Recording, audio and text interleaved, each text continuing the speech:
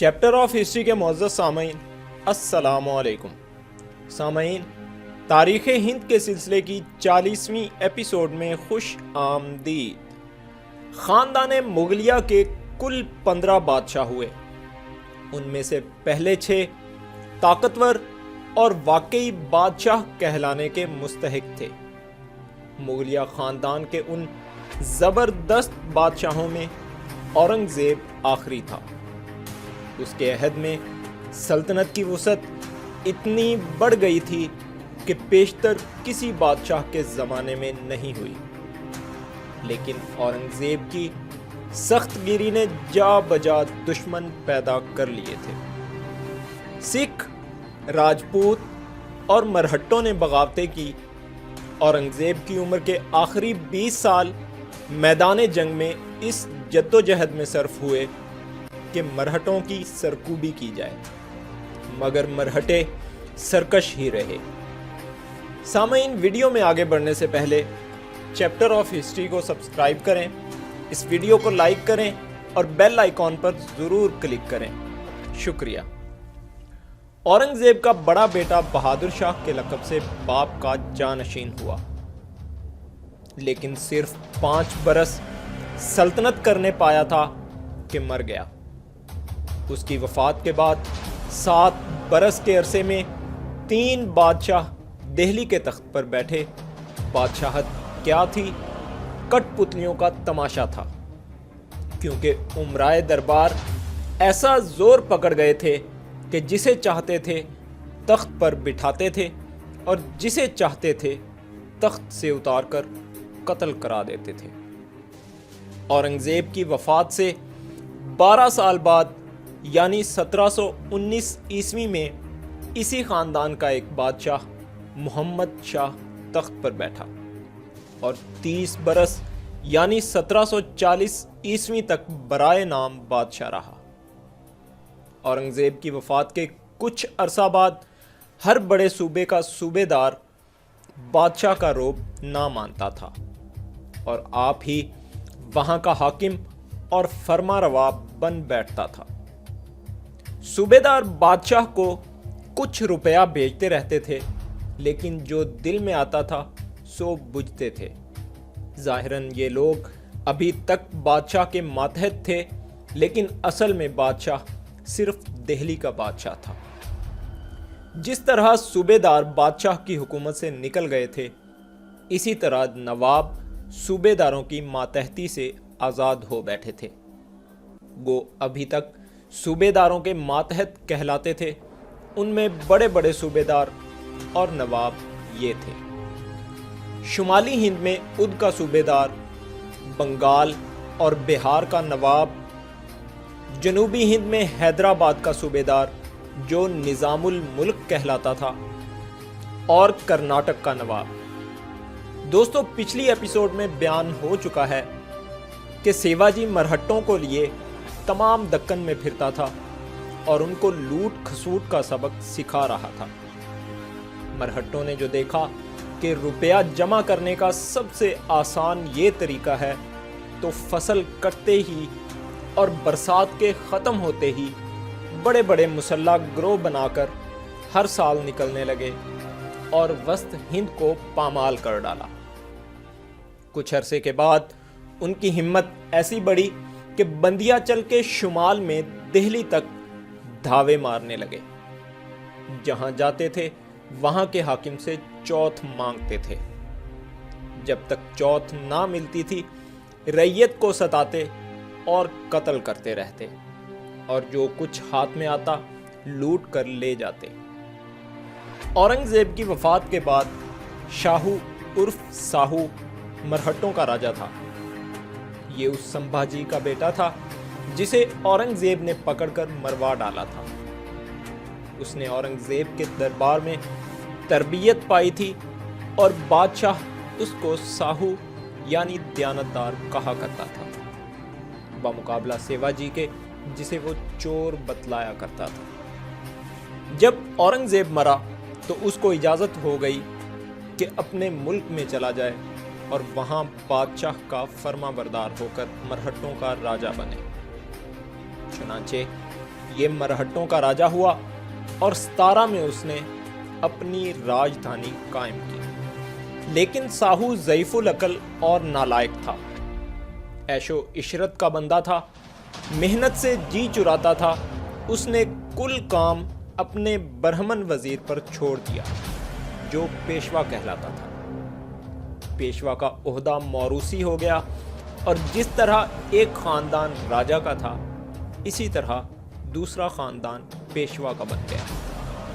پیشوا ظاہر میں تو راجہ کا ماتحت تھا اور اسی کے نام سے سب کاروائی کرتا تھا، لیکن دراصل آہستہ آہستہ مرہٹوں کا حاکم اور فرما بردار پیشوا بن گیا۔ مرہٹوں کی کل قوم اس کو اپنا سردار جانتی تھی، صلح و جنگ کرنا اسی کی مرضی پر منحصر تھا، اور وہ کل مہاراشٹر کا حاکم سمجھا جاتا تھا۔ پہلا پیشوا بالاجی بشوناتھ تھا۔ اورنگزیب کے مرنے کے 1 سال بعد یعنی 1714 عیسوی میں ساہو نے اس کو پیشوا بنایا، اور اسی حیثیت سے یہ شخص 1720 عیسوی تک وزیر اعظم بنا رہا۔ اس نے محمد شاہ کو مجبور کر کے کل دکن میں چوتھ وصول کرنے کی اجازت لے لی۔ دوسرا پیشوا باجی راؤ تھا۔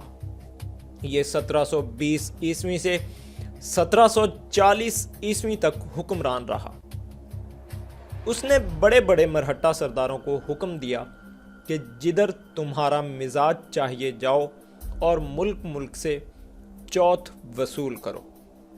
محمد شاہ نے دہلی کو محفوظ رکھنے کی غرض سے مرہٹوں کو اجازت دے دی کہ دہلی کے سوا جہاں جاؤ وہاں چوتھ لو۔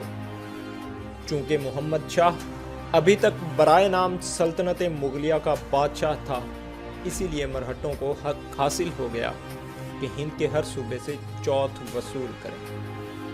اس کے عہد میں مرہٹوں کی 5 بڑی ریاستیں قائم ہوئیں۔ مرہٹہ رئیسوں نے جہاں کسی صوبے دار یا نواب کو کمزور پایا، اس کو صوبے سے نکال دیا، خود وہاں کے حاکم بنے اور چوتھ لینے لگے۔ مہاراشٹر وہاں تھا جہاں اب احاطہ بمبئی ہے، اس کا راجہ مرہٹوں کا برائے نام راجہ تھا۔